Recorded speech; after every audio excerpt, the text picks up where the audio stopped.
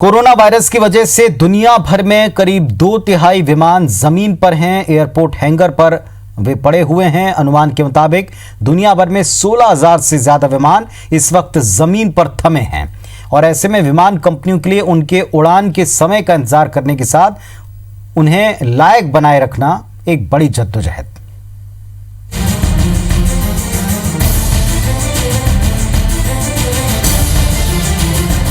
दुनिया के ज्यादातर देशों में लॉकडाउन का बड़ा असर विमानों पर पड़ा है।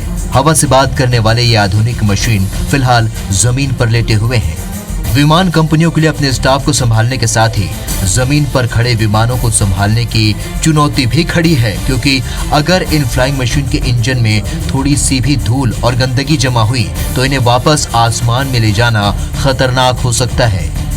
विमान के हाइड्रोलिक्स की लगातार मेंटेनेंस करनी होती है। देखना होता है कि कीड़े मकोड़े और चिड़िया विमानों में घर न बना लें। जमीन पर खड़े विमान को डगमगाने से बचाने के लिए तेल भरकर रखना पड़ता है। विमानों की पार्किंग शुल्क बेहद महंगी होती है। भारत में बड़े विमानों का पार्किंग शुल्क $1,000 रोजाना है। हर 1-2 सप्ताह में विमानों के पहियों को घुमाना पड़ता है।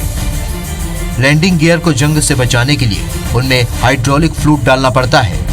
इंजन को सूखा रखने के लिए बड़े बड़े सिलिका मॉइस्चर ऑब्जर्वेशन सैशे डालने पड़ते हैं। 14 दिनों में एक बार खड़े विमान की बैटरीज को रिकनेक्ट किया जाता है।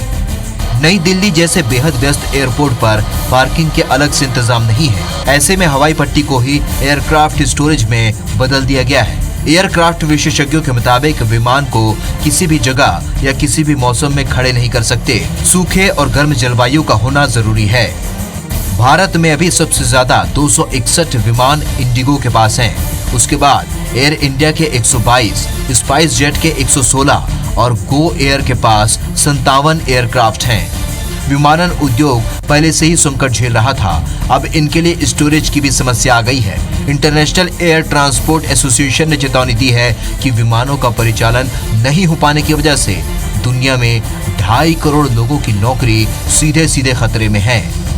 अकेले भारत में ही 1 लाख से ज्यादा लोग प्रभावित हो सकते हैं, जिसमें सबसे ज्यादा प्रभाव इंडिगो पर पड़ेगा।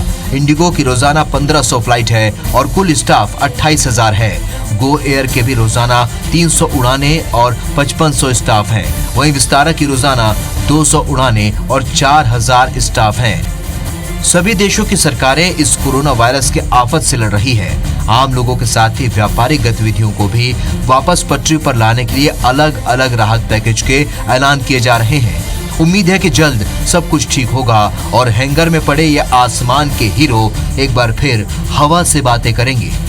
Bureau report IBC 24।